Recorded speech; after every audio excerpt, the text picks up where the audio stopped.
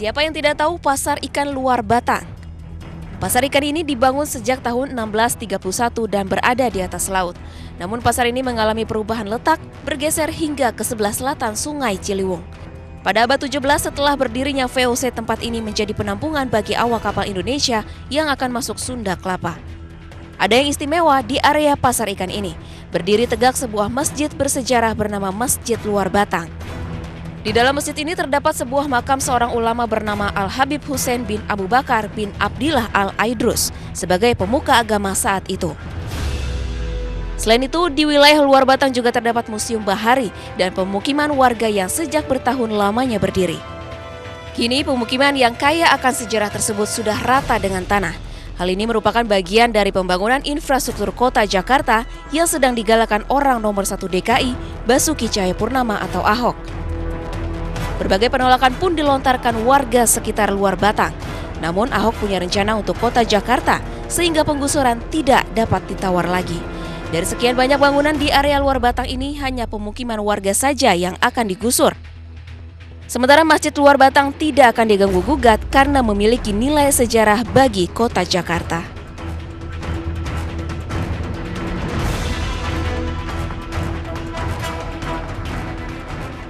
Ya pemirsa, setelah menggusur kawasan Pasar Ikan Jakarta Utara pagi tadi, Pemprov DKI Jakarta rencananya juga akan menggusur sejumlah wilayah di luar Batang, Jakarta Utara ini. Dan kita akan bergabung bersama reporter kami Muhliza yang berada di tengah-tengah permukiman warga yang saat ini sudah berada di sana dengan laporannya. Muhliza, silakan dengan laporan Anda.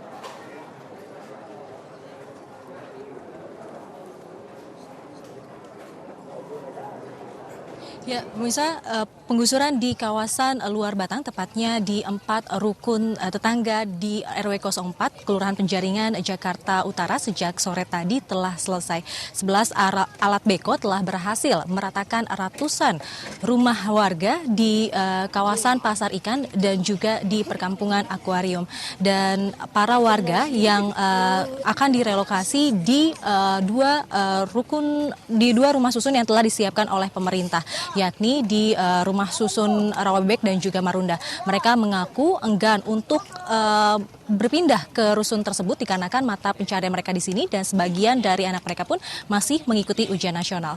Dan pemirsa, diketahui bahwa saat ini para warga pun tengah mencari puing-puing ataupun benda berharga lainnya, dan bahkan dari mereka pun telah memantau ataupun melihat langsung bangunan mereka yang telah diratakan sejak sore tadi. Dan tidak hanya di kawasan perkampungan Akuarium dan juga di kawasan Pasar Ikan, dan nantinya rencananya di Jalan Luar Batang ataupun di kawasan Luar Batang akan dilakukan penggusuran. Namun hingga saat ini belum tahu kapan kepastiannya, dan para warga pun juga enggan untuk dilakukan penggusuran dikarenakan kawasan Luar Batang merupakan sebuah kawasan pusaka sejak abad ke-12 dan memang merupakan sebuah kawasan yang patut untuk dilestarikan. Demikian sementara yang dapat saya sampaikan, kembali ke studio. Baik, terima kasih Muhliza Maesari. Dan pemirsa, untuk membahas permasalahan pembongkaran di kawasan Pasar Ikan maupun rencana pembongkaran di kawasan Luar Batang, Jakarta Utara ini, kami sebenarnya telah mengundang perwakilan dari Pemprov DKI Jakarta, mulai dari Wali Kota Jakarta Utara hingga Camat, namun semuanya berhalangan hadir malam ini. Namun saya sudah bersama 4 orang tamu saya di Masjid Luar Batang, Penjaringan, Jakarta Utara, tempat kami menyiarkan secara langsung Talk to Anyus malam hari ini. Di sebelah kanan, di paling kanan sebelah kanan saya adalah Jahansyah Siregar, ahli tata kota dari ITB. Selamat malam Bang Jahansyah, yang jauh-jauh datang dari Bandung, akhirnya sampai Jakarta. Iya, akhirnya Alhamdulillah sampai di Luar Batang. Mas Jiji Rizal, sejarawan yang tahu benar soal Luar Batang dan daerah sekitarnya. Selamat malam Mas Rizal. Dan sebelah kiri saya ada Ibu Halimah. Ibu Halimah ini adalah salah seorang korban penggusuran di Pasar Ikan Akuarium yang berlangsung pagi tadi, Bu ya. Dan Pak Sunandi, pendamping atau kuasa hukum dari warga yang ada di kawasan Pasar Ikan. Saya ke Bu Halimah terlebih dahulu. Bu Halimah, malam ini mau tidur di mana setelah rumah Ibu dibongkar? Belum tahu nih Mbak, belum jelas, cuma paling sementara menumpang-numpang aja dulu. Ibu punya berapa anak? 2. Dan saat ini rumah Ibu sudah dibongkar? Iya, rata dengan tanah. Dan kenapa Ibu masih belum mau pindah ke Rusunawa di Marunda maupun di Rawabebek, Bu? Ya kita bukan nggak mau pindah Pak, tapi kita kan aksesnya jauh, sedangkan kita perusahaannya kan di pelelangan ikan Muara Baru. Oh, jadi Ibu punya usaha di Muara Baru? Iya. Kalau kita dapat di sono kan jauh, bukannya tambah senang, kita malah tambah susah Pak. Gitu. Baik, apakah Ibu punya sertifikat, Bu? PBB doang Pak. Jadi Ibu selama ini hanya membayar pajak bumi dan bangunan setiap tahunnya, Iya. tapi Ibu tidak punya sertifikat? Enggak. Oke, Pak Sunandi, bagaimana ceritanya bisa bayar PBB setiap tahun tapi tidak punya sertifikat, Pak? Kebetulan warga akuarium pasar ikan ini memang rata-rata itu 30 tahun. Mereka sudah menempati tempat tinggal di situ. Ya. Ada yang sudah turun-temurun, tapi memang sertifikat nggak ada karena memang itu tanah negara. Nah, jadi kita sudah mengadakan pertemuan dengan pihak kecamatan dan minta penggantian terhadap bangunan yang digusur. Meskipun berdiri di atas lahan milik negara? Kita memang betul, itu tanah negara.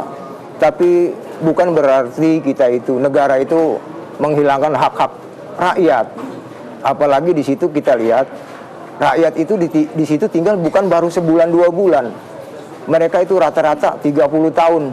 Kita bisa bayangkan kalau suatu warga itu tinggal 30 tahun, yang mana dia membangun rumahnya aja itu dengan nyicil. Mungkin ada sebagian dari warga itu yang kredit di bank. Artinya setelah dibongkar tadi pagi, warga di pasar ikan akuarium akan menuntut pada Pemda untuk memberikan ganti rugi, seperti itu singkatnya? Betul.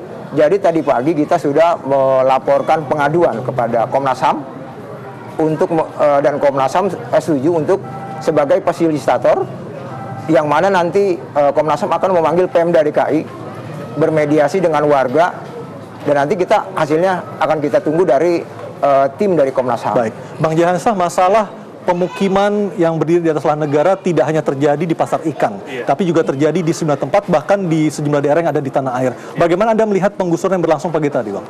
Ya, ini betul sekali sudah melanggar hak asasi manusia, ya, hak bermukim masyarakat, ya.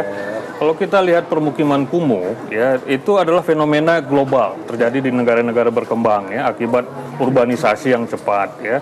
Di Jakarta saja, ya, lokasi seperti ini ada lebih dari 300 titik, ya, permukiman kumuh, ya.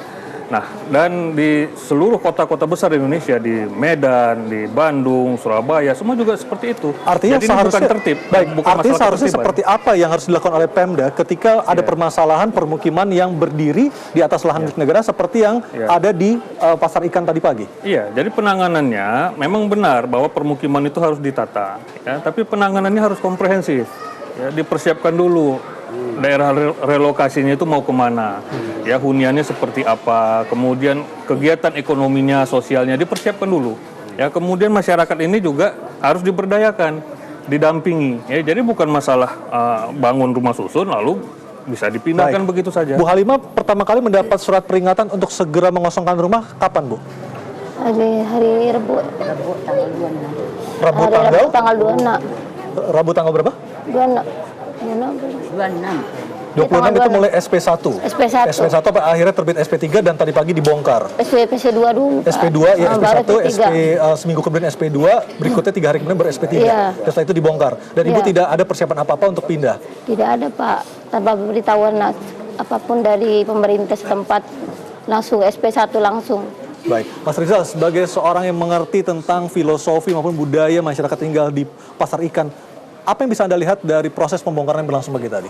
Ya, kalau pembongkaran di kawasan pasar ikan Luar Batang ini dikatakan sebagai bagian dari upaya menata kawasan Kota Tua, karena kawasan ini adalah kawasan yang kaya dengan situs sejarah. Saya pikir sebenarnya tidak ada kaitannya, tidak ada hubungannya sama sekali. Itu hanya retorika tabir asa pemerintah kota untuk mencari-cari alasan. Karena apa? Karena kalau niatnya ingin menyelamatkan kawasan Kota Tua, kenapa pemerintah mendukung reklamasi? Yang jelas-jelas banyak riset menyatakan reklamasi itu justru akan menghancurkan kawasan Kota Tua. Contoh paling sederhana, ada riset dari Kementerian Kelautan, Ibu Susi, yang menggambarkan bahwa kalau Giant Sea Wall dan pulau reklamasinya itu jadi, maka akan terjadi perubahan arus. Dan salah satu akibat dari perubahan arus itu, pulau-pulau yang bersejarah yang berkait dengan sejarah Kota Tua Jakarta di kawasan Teluk Jakarta ini, itu akan lenyap. Artinya Anda mengatakan di sini ada kepentingan korporasi versus kepentingan rakyat banyak, seperti itu? Ya saya tidak tahu, cuma yang jelas kita melihat ada alasan yang dibuat-buat. Apakah dibuat untuk sesuatu alasan kepentingan korporasi? Ya jelas, karena di dekat kawasan pasar ikan Luar Batang ini akan ada pulau reklamasi Pulau H dengan Pulau I. Meskipun alasan Pemda DKI Jakarta adalah ingin membuat wisata sejarah, wisata bahari, wisata religi dan lain sebagainya supaya pasar ikan itu tertata kembali, itu bukan menjadi alasan kalau pemerintah kota itu ingin menyelamatkan kawasan kota tua Jakarta yang ada di sekitar pasar ikan dengan kawasan Luar Batang, sampai sekarang kan kita tidak melihat konsep yang jelas dari pemerintah kota tua. Apa sih? Yang ada kan omongan Pak Ahok, omongannya kan kayak cuaca. Kita lihat mendung, kirain hujan, taunya kagak. Nah ini kan problem, tidak ada konsep yang ditawarkan, yang didialogkan, tidak ada. Jadi menurut saya nggak ada alasan penyelamatan kota tua, nggak ada itu. Baik, Bu Halimah, apakah camat maupun wali kota pernah bertemu langsung dengan warga sebelum pembongkaran berlangsung? Belum pernah, Pak. Sama sekali? Sekalipun belum pernah. Langsung SP1, Pak. Makanya masyarakat pasar ikan pada pingsan sampai ada yang meninggal, Pak. Sama sekali belas langsung turun SP1. Berapa banyak warga yang hingga saat ini belum masuk ke Rusunawa dan akhirnya tidak tahu harus tidur di mana malam ini? Yang banyak, Pak, yang masuk, yang banyak yang rusun itu yang ngontrak malahan, Pak. Yang punya rumah mah jarang. Paling bisa dihitung lah. Yang ngontrak malah yang banyak, yang punya rumah mah belum. Ibu posisi rumahnya itu ngontrak atau milik sendiri? Milik sendiri, baru beli 4 bulan langsung digusur, Pak. Ibu 4 bulan beli berapa harga, Ibu, kalau boleh tahu? Ya dihitung-hitung semuanya itu 200-an lebih lah. 200 juta? Ya. Baru 4 bulan, Pak. Luas tanah berapa, Bu? 4 kali 9. Baik. Dan pemirsa, Talk to Anyus masih akan kembali untuk melihat bagaimana sesungguhnya apa yang terjadi pagi tadi saat pembongkaran berlangsung di pasar ikan, dan juga rencana Pemda DKI Jakarta yang berencana juga akan membongkar sejumlah RT yang ada di wilayah Luar Batang, Penjaringan, Jakarta Utara. Kami segera kembali.